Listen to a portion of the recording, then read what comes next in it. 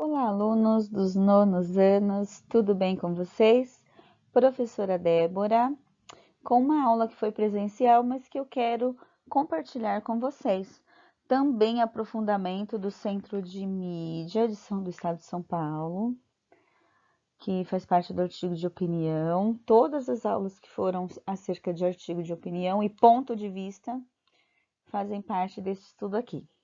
Nós começamos por relembrar que fato é o acontecimento diante dos nossos olhos, que é único para todos e, sendo de fonte confiável, é incontestável. Ao descrever um fato, devemos preferir a linguagem objetiva para que cada leitor ou ouvinte entenda da mesma forma. Diferentemente, a opinião ela é subjetiva, porque cada leitor ou ouvinte sentirá o fato da sua maneira. Opinião é um juízo de valor, lembrando que juízo é a minha determinação de certo, errado, adequado ou não, de bom ou ruim, e o meu valor aqui seriam as minhas crenças, as minhas expectativas, as minhas experiências, é como eu sinto, né, através da minha bagagem, o que eu aprendi com a família, o que eu aprendi na escola, o que eu acho sobre as coisas. O julgamento seria, é honesto, não é? É bom, é ruim? Mas sempre com fundamentação, estudo, reflexão, mínimo que seja. Não é um julgamento sem fundamentação, senão não é chamado de opinião. É uma avaliação a partir do conhecimento. A argumentação é a construção de ideias que vão provar a minha opinião. Argumentar é arrolar, reunir razões que vão mostrar que o que eu penso é verdadeiro e também vale, também conta.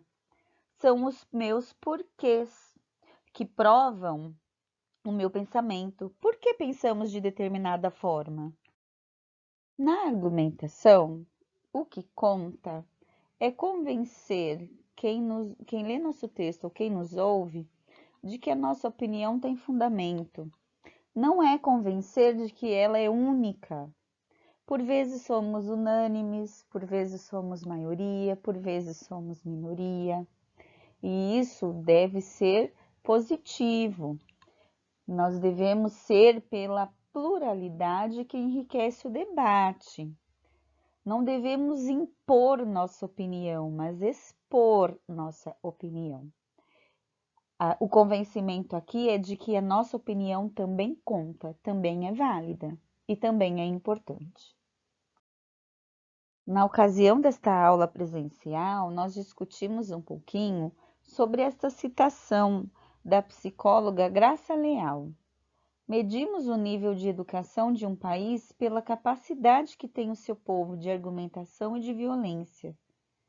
Isso equivale a dizer que nós mostramos que temos educação pela capacidade que temos de argumentar e não de partir para cima, de quebrar tudo. Apresente suas razões, converse, dialogue. Os debates enriquecem o nosso conhecimento, fortalecem as opiniões e elas devem coexistir em liberdade e respeito. Também refletimos sobre essa tirinha. Uma árvore deve ter boas raízes. Uma casa deve ter uma boa fundação. E toda opinião devia ter um bom fundamento. Para que ela se sustente frondosa, firme, a opinião precisa ter porquês sólidos para que a sua opinião se sustente diante de tantas outras opiniões. Tipos de argumentos, e aqui eu elenquei os principais para que possamos posteriormente articular nossas ideias de forma coerente e que os nossos argumentos sejam bem apresentados num texto.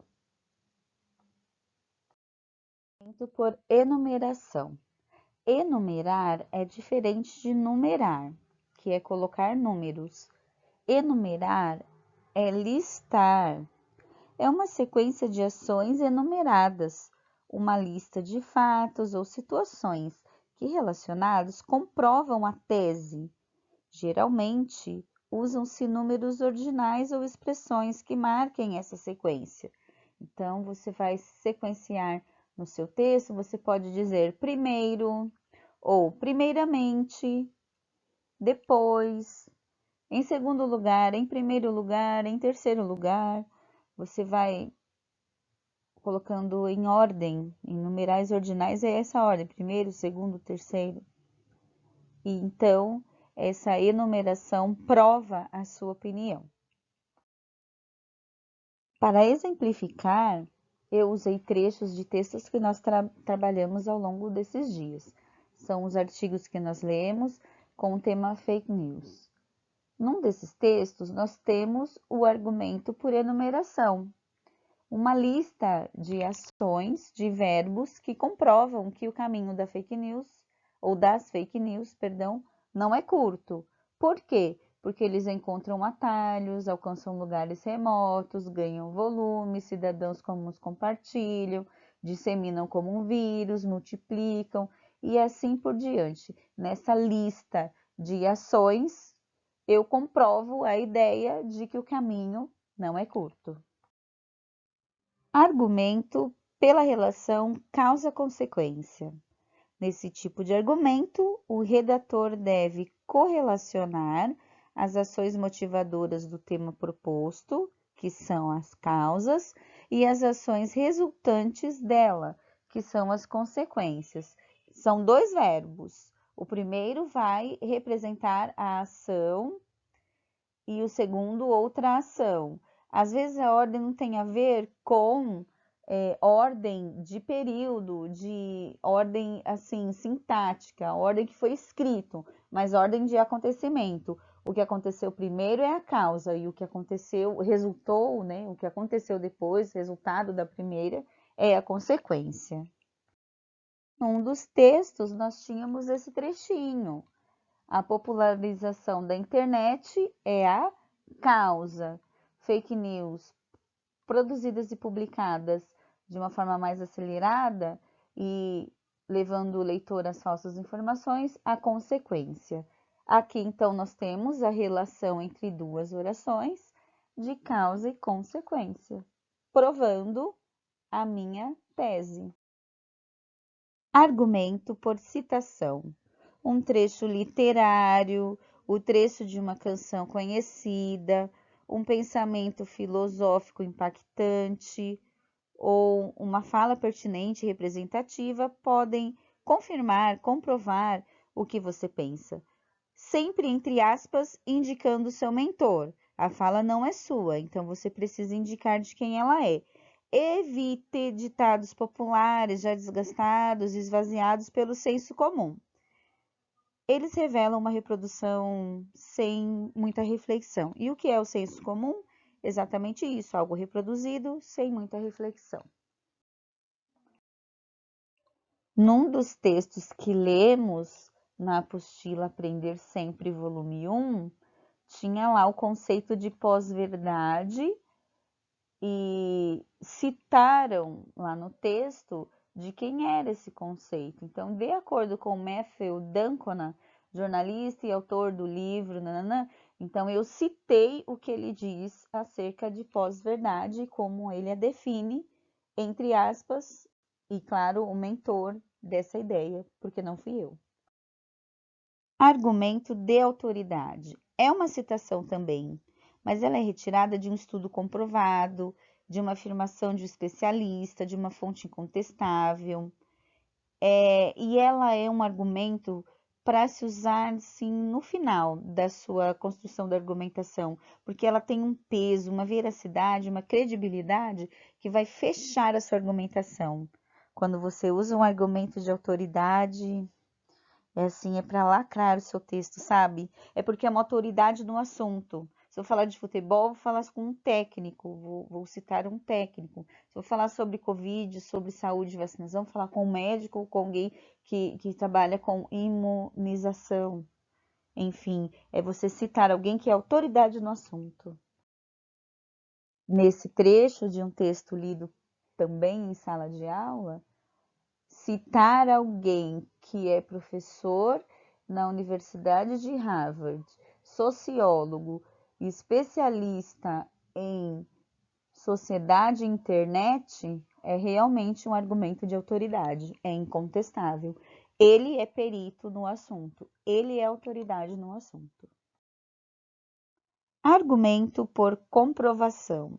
São os números não mentem, são dados estatísticas percentuais de fontes seguras, confiáveis, que sustentam a tese, o que se pensa, o que se quer provar. De um dos nossos textos lidos, a articulista recorreu a uma importante pesquisa de um instituto importante, de um ano que não está muito longe, mas foi anterior ao nosso. 125 milhões de smartphones têm o app instalado, 53% dos usuários só se informam por meio dele, então ela diz, é uma ferramenta poderosa, e os números comprovam. Argumento por comprovação. Argumento por comparação ou por analogia. O articulista pode comparar fatos, situações do presente e do passado, com elementos literários, mitológicos, metafóricos, personagens, situações diversas. Quando a gente diz que fake news sempre existiu desde o Império Romano, a gente remete lá ao passado e estamos, de certa forma, comparando. Argumento por contra-argumentação. A partir de uma afirmação, eu apresento um fato ou situação que refuta, que desmente, que nega o que eu acabei de dizer. Entre as orações, você vai usar o mas, o porém, entretanto, todavia. Posso começar com não obstante. Não obstante fake news ser tão comum, devemos, né, não obstante é mais rebuscado, erudito, mas enfim, usar o mas, usar o contraditório. Escolhi um trecho quando a articulista demonstra o que ela pensa, que fake news é sério, é perverso, tem que tomar cuidado. Aí ela diz como isso divide a opinião pública, para alguns é uma guerra ideológica, político-partidária, para alguns é apenas um desserviço à informação, para outro grupo é apenas defesa estratégica, e ela contra-argumenta, mas você e eu sabemos que é crime. É aí que mora a contra-argumentação, é esse mas. Eu digo o que a galera pensa, mas... E aí sim eu venho com o que realmente eu acho, eu penso, o que eu determino acerca do tema discorrido. Por fim, argumento por exemplificação ou por ilustração. São fatos ou situações que reforçam aquilo que você quer provar, com exemplos práticos do dia a dia, exemplos do cotidiano, exemplos que devem ser sempre do domínio comum. Quando eles são inspirados no testemunho do próprio redator, eles devem ser transformados em experiências coletivas, conhecidas do redator e também de seus leitores. Então, se for aquela coisa, outro dia meu primo, pula essa parte, joga para o coletivo, joga para o geral. Então, você coloca quantas vezes tal coisa não acontece. Você lembrou do seu primo, mas isso não vai para o seu texto. E aí o seu exemplo é bem aplicado e você argumenta por exemplificação ou ilustração. Esse trecho eu não vou nem reler inteiro para vocês, nós já trabalhamos esse texto inteiro, mas só o fato de ter ali na segunda linha em vermelho o por exemplo, nós já sabemos que temos aqui uma argumentação estabelecida por meio da exemplificação. E aí ele cita aí o que acontece no Distrito Federal como um bom exemplo do uso do WhatsApp. Que bom que você chegou até aqui. Isso quer dizer que você se interessa, que você procura melhorar e aprimorar a sua escrita e a sua leitura, sobretudo dos textos de opinião. O primeiro passo para se escrever bem um artigo de opinião que é o ponto onde nós queremos chegar, é saber o que é opinião. É emitir um julgamento com fundamentação, com conhecimento, com leitura, pesquisa. Eu não posso opinar sobre aquilo que eu não conheço, sobre aquilo que eu nem li nada sobre. É por isso que lá no Enem, depois da sua terceira série do ensino médio, você terá textos motivadores. Quando um professor pede um texto de opinião, não podemos apenas destacar a folha e jogar um tema qualquer. Ele precisa ser delimitado e ter textos motivadores que vão alimentar as nossas ideias. Nós temos que conversar com as nossas experiências, puxar aquilo que nós já conhecemos sobre aquele tema. E então saberemos o que escrever. Teremos um posicionamento frente ao tema e vamos sustentar a nossa opinião com os nossos porquês. E vamos mostrar, por meio deles, que a nossa opinião também é válida. Os nossos argumentos são válidos. Muito bem, até a próxima.